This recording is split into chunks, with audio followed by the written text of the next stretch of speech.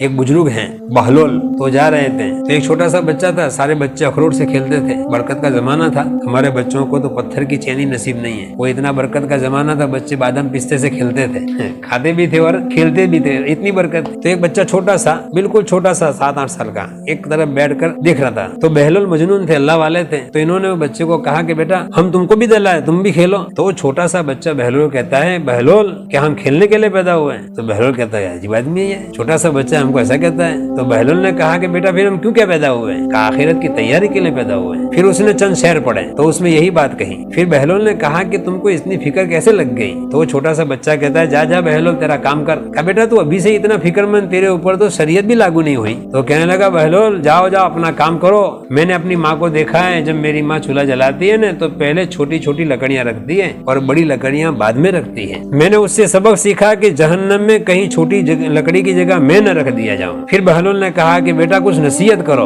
तो फिर बहलोल को नसीहत की कि मान लो, यकीन कर लो, गुमान कर लो तुम जियो, कितने जियोगे, आखिर एक दिन मरना है। बस वो मरने का तस्करा हुआ ना तो उसके साथ बहलोल बेहोश हो गया। बहलोल को होश आया तो बच्चा वहां नहीं था। तो लोगों से पूछा भाई बच्चा कौन था? कहा वो इमाम ज़ैनुल आबिदीन की औलाद में था। और इमाम ज़ैनुल आबिदीन इमाम हुसैन जो है उनके बेटे हैं, अली बिन हुसैन, हजरत अली रज़ी अल्लाह अन्हु के पोते हैं। तो बहलोल कहने लगे मैं जब भी तो कहूँ कि ये फल किसी और दरख्त का है।